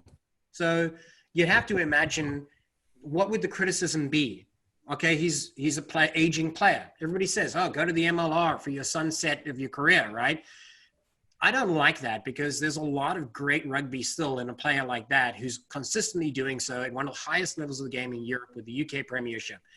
He's performing well. But think about the value outside of what he does on the field that he brings with him alone. We talk about marketing. You know, David Beckham came across the Major League Soccer how many years ago? And what he brought with him was the merchandising rights, the ability to get broadcasting and sponsors for a notable name. As it already stands, San Diego is doing a great job when it comes to sponsorship and with their fan attendance. So this is just another great thing on top of that, and an excellent move for rugby, for them and for the Major League as a whole. But to sum it up, I think they've done a great job. They don't need to make major changes here. They're doing a good job. They just need to stay consistent. Rob? If I could just real quick add, Ty, I think, again, you know, great minds think alike, I guess, because I add on the additional value of a guy like Robshaw bringing his expertise and helping out a guy like Saul Mooching, who we interviewed earlier this year on our own podcast. I mean, Saul is an up-and-coming, and for a USA guy, it's just exciting to me to know that Saul Mooching will be getting some toolage from a Chris Robshaw. Oh, fantastic. Yeah, absolutely. I mean, and Sam Wuching, definitely one of the standouts. Joe Peterson, another standout there as well. The list can go on. But as you say, those players side by side, and I saw the very same thing when Rene Ranger was playing alongside Mika Kruse. Right. So here you got a 21-year-old kid who's obviously talented, but what he lacks is that the maturity of a rugby player to understand, okay, when do I release? When do I go to ground? What's the opportunity here? To be able to have that split-second attitude and decision, you can only become better by playing around people who are better than you. And you know what? I think that you hit the nail on the head, Ty, about the intangibles that Robshaw is bringing. You know, I was watching the Harlequins win today, and you know, Robshaw scored a try, and they called him the California boy. And you know, they mentioned on the broadcast that, you know, he's packing his bags for San Diego, and I think that alone is worth Robshaw coming over, because it's getting people and it's getting broadcasters talk about this. I remember in the international test matches after the first year of MLR, you know, when the USA was playing Ireland, you know, the broadcasters were talking about how MLR wasn't a proper league yet, you know, and to go from that and in a few years them talking about that in a premiership game about how, you know, Chris Robshaw's leaving and stuff like that. That is a big thing to happen for the league. And you know what? The same thing happened, you know, with South Africa. So you got Beast Matarawira, a World Cup winning player, not 20 years ago, 10 years ago, 5 years ago. We're talking about, you know, less than a year ago, just about a year, right? So the whole of South Africa took note. Oh, hang on, there's actually rugby happening there. Oh, yeah, we got a lot of players there. So as you so rightly point out there, Dan, is that this is a great marketing value, and people around the world, by having players like this, is a vote in confidence in rugby in the US and Canada. Rob, you know, you wanted to talk about Atlanta, and they've had an interesting offseason, a little bit of not a rebrand, but a a little bit of a change in logos and whatnot. How do you feel about how they've done this offseason? So a lot of different things. First of all, anybody who I've been connected with in NOLA will see that NOLA stands for Nobody Likes Atlanta. Okay. I don't know how many of your Canadian fans and Toronto Arrows fans up there understand or know that, but that is an absolute theme down in New Orleans. Okay. So having said that, I definitely like to keep my eye on the Rattlers for a lot of reasons, but one of them is this rebrand. And the rebrand, I think, came out of much more of a kind of a grassroots thing where, I think some of the fans were talking about rattle, and from there came Rattlers. And one of my guys, a phenomenal man, a great dude. He has been good to us at the MLR Rant and now the Rugby Rant. Eagle prop number was chances 531, if I'm not mistaken. An LU Lion, Chance Wegalewski. He's actually a graphics design guy, and he, along with, I think it's one of the Van Schalkwicks, I can't remember if it was Duncan or not, actually created the rebrand. And they have a lot of good things going on there. The Rugby 404 is a big one. At the 404 headquarters, they I think weekly they have a nice YouTube piece that comes out. Kind of, they reach out to players. It's kind of their marketing technique to get players more familiar to their fans, make a connection. And they have this big, headquarters there. And Chance actually created this huge mural. He talked about it in our podcast, with this Rattler. And so we got a chance to see that a little bit before they released the rebrand. So that was pretty cool. It'll look cool. I think it really plays to the American fan base. I mean, American fans like to have an identity like that, and it works pretty well. So I think it's good for them. I think it came out of, like I said, that grassroots element. I think it'd be cool if they just started getting those shakers, go like beans, and every cool. time, and it would really go to that theme, right? And it could be grassroots. People could bring their own stuff. They could probably market and sell them if they wanted to. It'd just be a really cool piece, because I think that's the key to MLR teams. Find your niche, find what makes you unique, and give people an experience that they want to come, because it's not just about the rugby, it's about the experience. So speaking of the Rattlers, I think they've committed to their core, but they're also committed to development. I mentioned the 404. And they've had some resident summer camps down there as a piece of their development, a U19 Academy, community day camps, and a Rugby 101, as I spoke about earlier, video series. So it's been really good to see them make a commitment to their development. They've made some key re-signings. Duncan Van Schalkwyk at 24 is a young guy. Can't go without mentioning two Canadians. Matt Heaton signed to a 2-year extension, a co-captain, 28 caps for Canada. What was he? 3 Rugby World Cup starts, the 2017 Rugby Canada Player of the Year. I mean, what can you not say about this guy that he hasn't already accomplished? So he was a key re-signing. And then Connor Keys signed to a 2-year extension, 18 camps for Rugby Canada. So it's good to see them lock down those guys, because they are key players that are coming from the north side, right down to the south. As I said, Chance Wegalewski signed for a year extension. Batista Ezekura, 25-year-old Argentinian center with some sevens experience. Yeah, that's a big one. That's one that I was very interested in. Yeah. Yeah. And Johannes Nietz Garicki signed a year extension. So they've got a bunch of guys that they re-signed, that they're committed to. And then they brought in 2 key additions, a Tongan, probably butcher the name, Dwayne Big Toko Aholele, and he's bounced around a little bit, but he has played in other countries, so he has a lot of experience playing elsewhere: USA, France, Australia, New Zealand, and he represented Tongan A's. And then Jonas Petrakopoulos, 21-year-old prop with a 2-year contract that they signed from Rooney. So a couple of key additions to help batten things down there. And then, of course, they got Mike Matarazzo, who's from ND up here close to the Chicago area, 6'5", good size, but he'll be a developmental guy, I think. And then John Scott from Ark State, who, I wouldn't be surprised if we see him make an appearance in the 23. But the big question that I want to leave with is this: Harley Wheeler, right? Player of the Year in collegiate, one of those rare guys that did make the jump from the collegiate ranks right into the starting 15.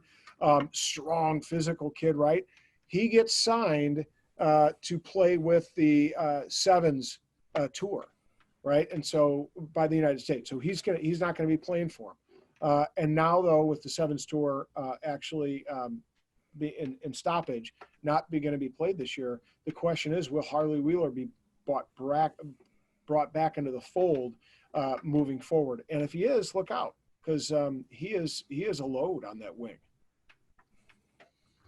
You know, it's kind of sad to be able to see the Sevens game as well. We're not going to go too far into this topic, but did you guys see that Wales also canceled their Sevens program? And England. And Italy. I didn't even know about Italy. England. Oh, I thought you said, I thought you said England, of course. Yeah, it was first, and then to fall was Wales as well. So I wonder if they're going to be making, if the circuit does happen, I wonder if they're going to be making a Great Britain team. Yeah. I think that's what I would imagine would be the logical thing, is you can consolidate, although that wouldn't be applicable because they compete separately at the Olympics. So that'll be interesting, because you would have thought that this would have they compete as GB at the Olympics. They compete separately in the world circuit. Right. Oh, okay. So it's the other way around. You're right. Yeah. Yep. From what I've seen on the WRU website about the cancellation of the Wales Sevens program, is they made it clear that they only wanted this to be a temporary measure just because of COVID, and that hopefully when things get back to normal, they will then re-implement the Sevens program again. But it's just a case of they're not hosting. Well, Wales never hosts to begin with, but there are also no events to go to. They can't continue keeping these players on a payroll when there's nothing that they can do to make any revenue for it. So from what they've said, it's a temporary measure, but then again, how temporary or will it be permanent, we'll yet to see. Now, Derek, you've got one more team that's been active in the community and active online, but in terms of filling out their roster, they've got one guy that they've officially announced. Yeah, the Seattle Seawolves, good old Canada South, even though they're technically further north than Toronto. But yeah, not a whole lot going on in Seattle as far as actual player signings is concerned. Like you said, they're active, like they're promoting the team and stuff. You can't complain about anything that they're doing off the pitch, but yeah, like I said, same kind of thing with Utah that I mentioned earlier. It's like, COVID-19, man, everybody's at home. There's no the league shut down and stuff. You have your off season is, almost twice as long as it normally should be. Just announce some players and stuff. What we do know, Matt Turner will be replacing Phil Mack as the player coach for the Seattle Seawolves. And, so obviously him fullback, great player for that team. And then he gets to step into that added role of coaching, which could be, a transition for him later in the career that could allow him to transition into coaching full time when he decides to finally hang up the boots.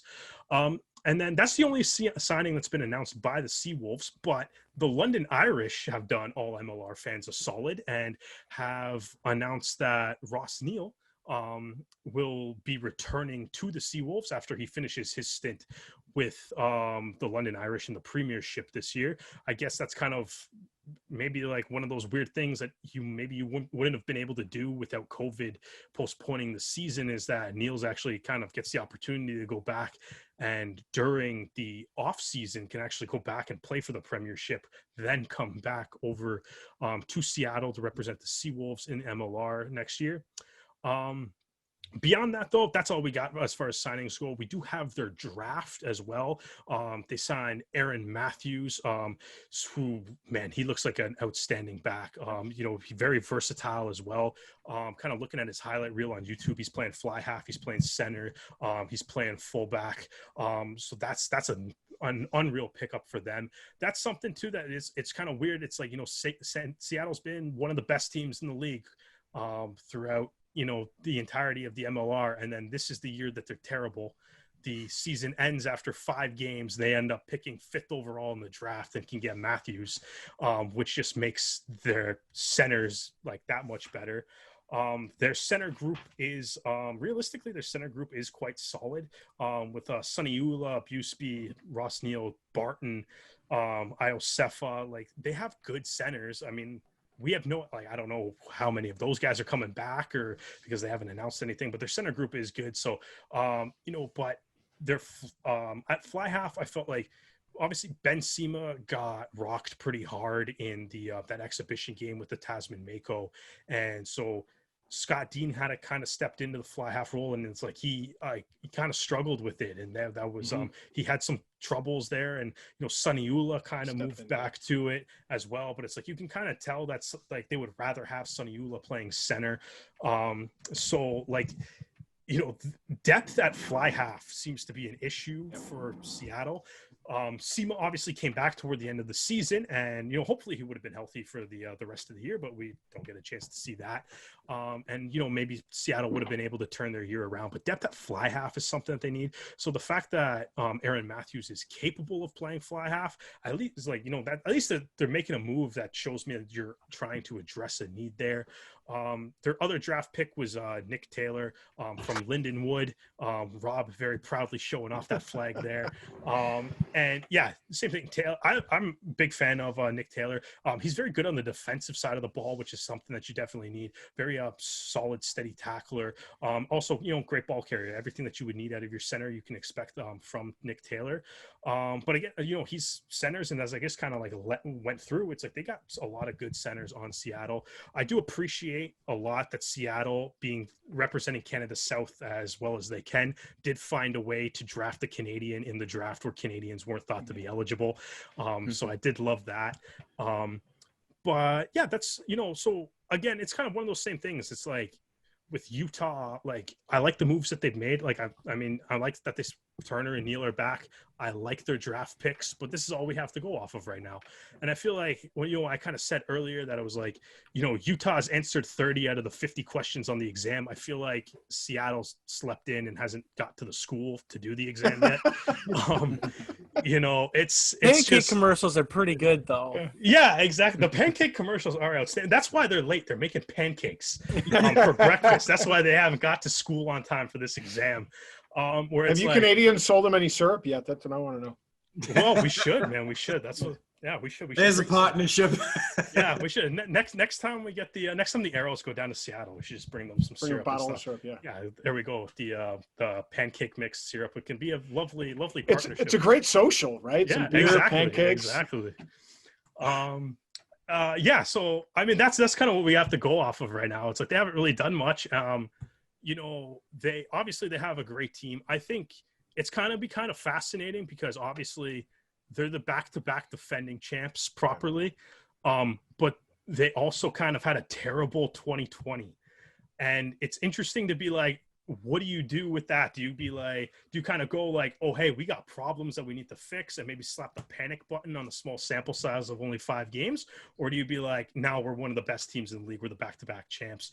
If we had the full season, we would have been okay. And you can make moves based on that. So I think Seattle has the possibility of being one of the more intriguing teams this offseason. I'm just waiting for them to do something. It's interesting. Like I think Ben Sema is the linchpin for that team because they play a controlled kicking game. They don't make a lot of mistakes or a lot of penalties, and so they really rely on his kicking game. And when in his absence in the first 3 games, they really struggled because as you said, Suniula is not a fly half. He's a center. He doesn't he's much better in the attack coming off somebody's shoulder. And they just didn't have an answer. When Sema came back, they could play their controlled kicking game and territory and possession game that they're used to. And you know what? That's what happened in the Arrows game.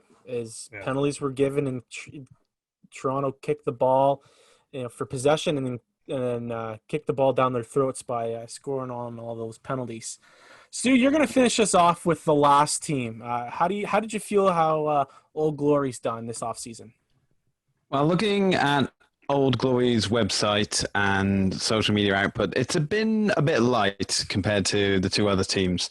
I've looked at. But at the same time, they're keeping their main website updated, which is always good, and keeping updated about the new signings and re-signings, which seem to be coming in a steadier flow than, say, Austin's, which is one a day in quick succession. And, maybe they're thinking on the long-term format, as in, like, okay, next season is going to begin in, say, February 2021. They don't want to release all the information all at once, keep it steady, especially going into the fall and winter. So, it may be in the same case of like Seattle and Utah, slow and steady could win the race. But ideally, I would have liked them to have arrived at school a bit earlier to get a bit of revision in.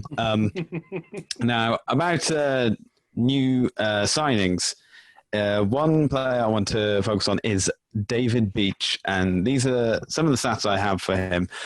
He's 24 years old. He's 6'7", second rower who plays for, and I have to do this with the American pronunciation, which goes against all of my European heritage, Notre Dame College. Which, but he's you got it right though. You did well. It was strong. Yeah. It didn't feel right though. Felt. He has also previously played for Mystic River in. So this is a guy who, well, clearly has the height requirements to be a second row. From. Unlike me and Rob, as we discussed earlier in this podcast. Well, sometimes you just have to. I mean, I've played fullback before, and that was just because I was the leanest of all the players there, and I didn't need to stop after 10 steps to catch my breath. So needs must, I find, with those positions. Now, on to the Canadians. So they are two Canadians at the time of recording. We have Kieran Hearn, who played recently in the 2019 Rugby World Cup, but is also he's in his 30s, 34, I believe. And, that level of experience can always be very useful, especially with a team with younger members, such as Doug Fraser, who he has also been capped by Canada. He last played against Chile in the 2019 ARC, but he's only 27. So I believe that, give him more game time, especially as Canada should be now focusing on building a team for the 2023 Rugby World Cup. You need the younger blood in there, and you need them to get that level of experience so that when it comes to playing on an international stage, they are ready for that. And you do that not only by playing international games every season, but it's playing week in, week out. And hopefully we can see more of Doug Fraser playing for Old Glory in 2021. The last team on the list is the Toronto Arrows. And, I'll kind of they got a good core of new players. But I think the thing that everyone has talked about with the Arrows, the thing that they've done well in the last 2 seasons is consistency with their roster. And like last year, they were able to re-sign almost everyone that played in the shortened 2020 season. Unfortunately, fan favorites were lost: Dan Moore and Sam Malcolm, one to retirement, the other to Japan. So they are heavy losses. However, with signings like Gonzalez and Montero to different South American players, I think that the Arrows will do fine. Now, to our guests, I wanted to ask you guys a question, and this isn't so much about the team that's on the field.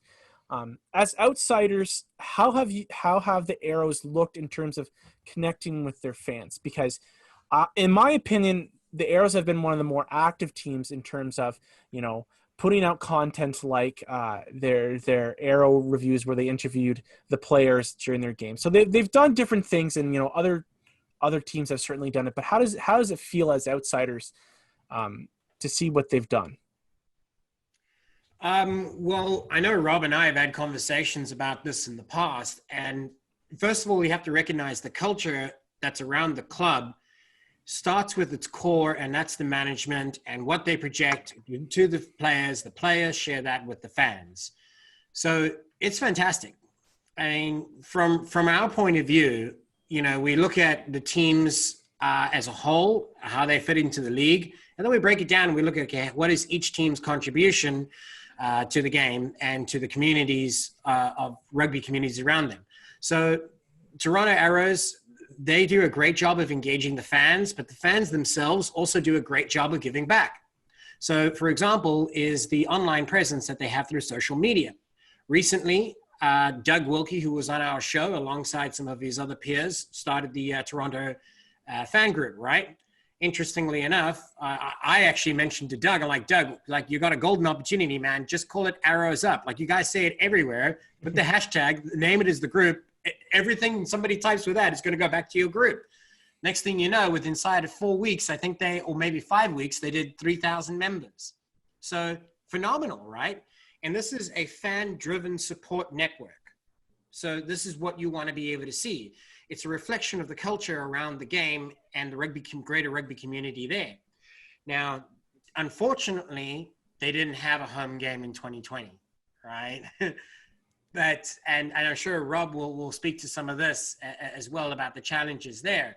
But from my point of view, I think they've got a great culture with the fans. And as a club, I mean, really, you have to be able to think about it. So they would have been, apart from the game behind me, would have been undefeated in 2020, right? And it was had to bring that up again. Separated that game, right? So more salt for the wound. Yeah. I apologize to every Canadian fan that I put this on. It was insensitive. I apologize. That's all right. Everyone just listen to the podcast. The Rugby Rant logo so over your face. Yeah, you can't see this. I actually put this on behind me on TV. There's a game there. Okay. Anyway, so besides the point, they've got a fantastic structure. They draw from local rugby clubs. They're grooming players through their own academies. So they've got their own network that they draw from, player pool that they draw from, and it is Canadian based. So there's a couple of reasons why. Obviously, they have visa issues. Canadians can't go this way down to the US, and US players very seldom. Why would they go up north when you've got the Toronto Arrows and there's only one team to be able to be there? So it's almost like it's the Jaguars for the Jaguares for the Argentines. Then you've got, the Sunwolves. So it's kind of like this ends up becoming your unofficial national team, right? But you're building that consistency that Derek so rightly mentioned. You're building a unity. You're building that momentum. So I think it's fantastic. And sorry, Rob, for taking most of the conversation there, but I know you've got some great stuff to add there as well. Well, you hit the nail on the head, but I think I can add some spice in some other areas here. From my perspective, when I watch Arrow games, I just assumed the stands were sold. I mean, just plain sold out. Like, I watched the game from a fan perspective on ESPN Plus, and as the TV camera panned across the crowd, you're looking at shoulder to shoulder packed stands. One of our big fans on the MLR Fan Zone, Karen Gabricino, contributes a lot, and Karen remarked that, unbeknownst to me, that they actually don't even open the other stands in the other side. So the Arrows are doing something right to make sure that the TV optics are squared away and really provide a good backdrop for the game. So that's good to see. And clearly the fans are engaged in what's going on in Toronto too, which is awesome. In addition to that, sorry to interject there, the partnership with TSN, your local networks, to broadcast the games and rebroadcast the games as well. So that's a great partnership there, the second half of that. And it's the thing that I wish they could get right, and it might take pushing the season back. Maybe that happens because of COVID or whatnot, but that Toronto fans didn't have to sustain 8 games in a row, right? I mean, in the sports world, that's hard to ask fans to do, but you know what? In 2019, they did it. So that says something about Toronto Arrows fans, and it speaks to their desire to support their club. And then the only other thing that I wanted to speak to on behalf of the Toronto Arrows is the only gripe I have, and this is minor, very minor, is actually Toronto is the closest MLR team distance-wise to Chicago, where I'm at. Oh, and yeah. So, and I was thinking about coming up and watching a Gold game up there before everything happened, and I tried getting on to get a one single ticket, and like they weren't available ever, right? So it's and whether that's just because they have a solid fan base where they're selling season tickets and they're selling the heck out of them, and they just don't have the room to buy single season tickets or whatnot. So maybe that speaks to that. But I'm hoping maybe to get up there, take a little drive to get up to Canada and I wonder if they might have also been holding them back until closer, after when it, maybe like a month before that game would have happened. That's interesting. I think back to, and I don't, when everyone says pro rugby, everyone kind of shakes a little bit because of how much of a disaster it was. But I always kind of think, does Ohio ever have a chance of getting a team? Because I loved watching that Ohio team play. I know that's not quite Illinois, but that's a little bit closer to you. Well, I'm just hoping that something happens here in Chicago very soon. So that's also true. Well, the Midwest in general is a bit of a rugby desert at the moment. So while Rob obviously is partial to Chicago, Killebrew was recently in an interview with Magleby Free Jacks, and he had mentioned a couple of names. He says, the momentum's good, the energy's great, people want to get involved. In fact, we're fielding numerous inquiries from cities. Then he actually mentioned a few, and 3 of those were Midwest based. No Canadian though, no Canadian city. Listen, I've bashed my head against that wall so many times on why there aren't anyone in Vancouver or Victoria or anywhere that can't make that happen. And that's, I can't hit my head anymore. Well, the logical, again, we speak as relative outsiders to Canadian culture and the rugby, but Vancouver would be a logical bet, right? Its proximity to Seattle means it's got an instant, natural rivalry in the conference. It's also the home of the Sevens program, so it's got a rugby culture. So who knows, right? If it were my choice, I would choose that. That's for sure. Now, this is a question for Stu and Derek. How do you guys feel about the team that's been made for the field, and especially with the 3 guys that have been added? We've got a new guy in Higgins, and then we've got 2 guys, Shepard and Sheridan, that are coming back this year. Quickly kind of talk about what the Arrows have done with the team, because we've talked about it enough, but I want to get your guys' personal feelings about how the Arrows are looking going into 2021. Yeah, I think everyone's kind of touched on it first. It's like the big key thing is, I think part of what makes the Arrows so good is that they've had the consistency. The roster is like the core of that roster, with the exception of Moore and Malcolm, who are no longer on the team. The core is all back, just in a similar fashion to Nola, similar fashion to Rooney. The key players are all back. But even beyond that, the coaching staff is all back too. It's Winokur still calling the shots. You have Silverthorne, Carpenter, like Smith, like everybody, like the core coaching staff is still there. And if the core coaching staff doesn't change, the players don't change. It's like you don't have to relearn like a new coach's system or a new coach's philosophy all the time. And plus, if you even date that even back further to the Ontario Blues days, it's like all the Arrows players, they're like, this is like ingrained in them, the way that the Toronto Arrows want to play rugby.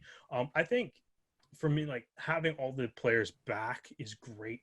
I think the one thing that really strikes me as amazing with this offseason, though, is if you told me as an Arrows fan that Dan Moore and Sam Malcolm would not be on the team in 2021, I would be panicking and be terrified by that. But at the same time, if you told me that Juan Cruz Gonzalez and Manuel Montero would be their replacements, all of a sudden I'm a little bit more okay with that. Montero, obviously, as we mentioned, man, he's a beast, man. Kind of, at the start of his career, unreal strike rate with the Pumas. A little bit of injuries kind of derailed his career, so that's a bit of an unfortunate thing. But as we kind of mentioned, me and Stu mentioned when we did our little Dan Moore tribute episode that the hardest thing about replacing Dan Moore is going to be the leadership, but you can replace his on-field ability. And I think Manuel Montero more than replaces his on-field ability, as much as Arrows fans do love Dan Moore. That I think, like, you know, Manuel Montero is arguably an upgrade on Moore. And you know, it's like there's a lot of other guys that they've been bringing in. Gaston Cortez kind of comes into that. You know, he's going to kind of be like a quasi coach for the team as well. He's obviously a bit of a veteran. Guys like Cole Keith, Tyler Rowland, like they're going to be able to learn a lot from him. Even if we have even guys like Lynott, like if they're back too, he's going to learn a lot from him as well. Asiato will learn a lot, even though he's on the opposite side of the scrum. And, you know, I think, you know, it also kind of shows, like we've been seeing in the city too, a little bit of the Arrows culture kind of reflecting in it, where you have guys like De La Vega, Taylor Adams, Leandro Levis, like they've all elected to stay in Toronto during COVID or during the off season. So it's like the guys that they are bringing in, obviously there's a ton of Canadians on the team. There's a ton of local Toronto guys on the team too, but it's like the guys that they're bringing in are completely buying into the program 100%. And you would hope that, you know, Gonzalez, Cortez, Manuel Montero are going to do that as well and become an integral part of the Arrows culture. You know, and kind of going through that too, the Arrows are one of those teams that don't necessarily have a ton of holes. But, you know, one thing that they did kind of address is that, you know, in the lineouts, they don't really have a lineout jumping lock. Which, you know, Mike Shepard, Paul Cialini, they're excellent in locks, but they're also huge. And by being huge, it means, you know, you're kind of tough to get up in the air sometimes. Mike Shepard even joked on their own classic show that his role in the lineout is to not be in it. So, you know, which isn't necessarily a joke that you typically hear out of a lock, but, you know, he's always the guy that carries the ball first. He carries it hard and he helps, you know, give the Arrows ground after that lineout. But bringing in Adrian Wadden, former Mac Marauder, but he will help that. Like he creates, you know, he addresses that need to give you a little bit of extra and a little bit of extra options in the lineup. Keith and Cellini, Shepard and Cellini will obviously start, but, you know, Wadden comes in and if he comes in off the bench, that's an option. The team is insanely deep, as we've talked about. You know, Johnny Sheridan probably won't start a whole lot when you have guys like Manuel Montero, Leandro Levis, Gaston Mirez ahead of you. But, you know, at the same time, it's like, if those guys get hurt, he's still the guy that can come into an MLR game and rattle off 107 meters and set up a try versus Houston. So the depth on the Arrows is insane. It's part of the reason why it makes them one of the better teams in the league. So, you know, the off-season moves that they have brought in, also bringing in like a little bit of, you know, Siaki Vikilani, you know, which is, you know, building that Pacific Pride connection too, having guys graduate from the Pride coming over to the Toronto Arrows. So that's also a really, really strong acquisition there. So, I mean, if you're an Arrows fan, like it's tough to find an issue looking at the way that this team's been built. So alongside Rooney, they'd be another team that'd be having an A off season right now. How do you feel? Do you agree with him, Stu? I mean, you know. Yeah, Derek basically hit the nail on the head. I think one thing that happened during the off season, which speaks to the culture of the Arrows, is that there was a rumor going around that the Bristol Bears had seen the 2019 Rugby World Cup, seen Manu Diana playing, and were thinking like, maybe we could take him. And as soon as that rumor came out, I was like, well, how can you compete with Bristol money? Like, if they want him, they can like sign him up for 3 seasons and pay in cash.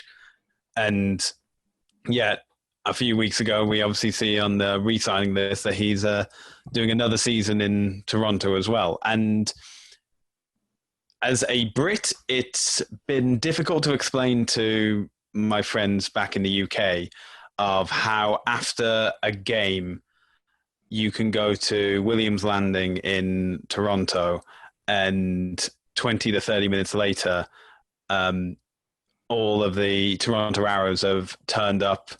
They're obviously there for their post-game meal, but they're interacting with the fans. They're sharing a drink with them, that community feel. Because if I was to say to my friend who's a Saracens supporter, can you imagine going to the pub after a game and just sharing a pint with Owen Farrell for free? It completely blows their mind. And it does, and it builds into the community feel. It's that it's not only that, oh, these are players, it's like these are people that they going through their things, and we're there to support them. And especially in the time of ever-growing professionalism where like money is the deciding factor, that human feel has made a world of difference, especially for the Arrows. And unfortunately, I did plan on going to a few away games in DC and possibly New York to seeing what their approach after a game would have been, to have a bit of comparison. That's now unfortunately going to have to wait till the very earliest next season, possibly later down the line, depends what my bank account says. But hopefully I want them to retain this community feel for as long as possible, because as it's been said, that there is this community support, a grassroots support that wants to see the Arrows do well. And I'd like it to expand to other teams, but obviously that's yet to be seen, but hopefully it can. The fact that you lost out on seeing Bastereau have a post-game meal is quite a sad thought there, Stu. To that point, though, it's one of the things that has made rugby in North America in general quite unique in the sporting culture. Obviously, it's a sports-saturated market between the US and Canada. There's plenty of sport that they can watch at a high level, but they don't have access to players like they do in rugby. So it's quite unique, and that should be explored by all clubs. The list can go on of how many clubs are already doing it, but until we're at every club doing it and humanizing the players, I guess you're just missing such a wonderful opportunity to be able to grow the game. Say what you will about the financial dealings of the Toronto Wolfpack and all the shenanigans that have been happening behind closed doors, but the one thing that they really did get right is the accessibility of the Wolfpack after a game. In the first couple seasons, the Wolfpack would even stay on the field and have drinks with fans at the beer garden at Lamport Stadium. And the players like Ashton Sims was great about going up to some of the youth and having them come on the pitch and giving them his cleats and stuff like that. And I think that MLR teams need to keep notice of how they ran their off after game business, and I think that's something that I can grow to. But guys, we're going to wrap up now. Rob and Ty, thank you so much for coming. Thanks for having us. This was a great opportunity.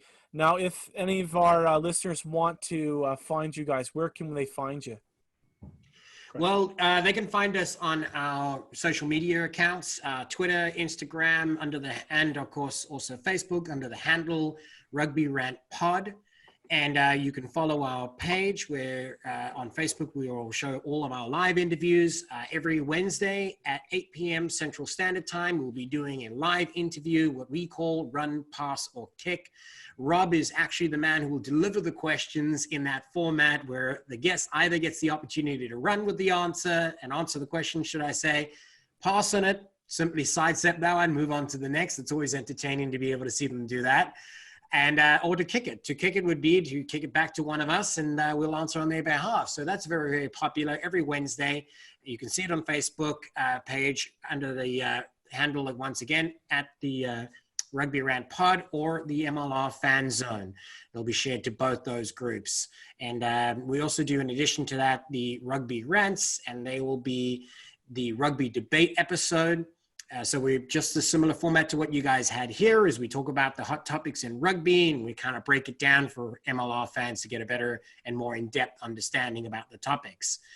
And that'll be released every Sunday as well. So we're relaunching this September 2nd.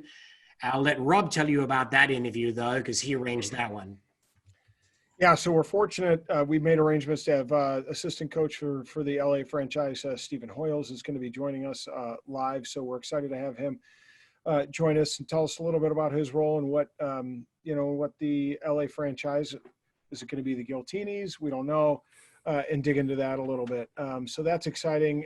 And former MLR player Chris Shade will be joining us on the rant. Chris is, his personality is as big as his heart and a prop should be. He's a great guy, and he's going to be a welcome guest to join us on the rant. So we're excited. And then, of course, we have a new sponsor. Ty's been working hard on a new sponsor. People in Canadian sponsor, by the way. Canadian sponsor, that's right. The rugbyshop.com. The rugbyshop.com is going to be is our new sponsor, and we're excited to partner with them. And I think we're going to be having a merch line come out too, so that's super exciting. And they put out great stuff. I know I've spent a good chunk of change there myself. Well, guys, you can follow us on the Rouge Rugby podcast. We are on Instagram, we are on Facebook, we are on Twitter, we are active on all three, and we post our podcast there, and also any news coming up with Canadian rugby, you'll find it there. So, gentlemen, everyone, thank you very much. And hopefully in the next few weeks, we'll get some more news and we'll be able to get together another time. Absolutely. Thank you, guys. Thank you very much. Yeah.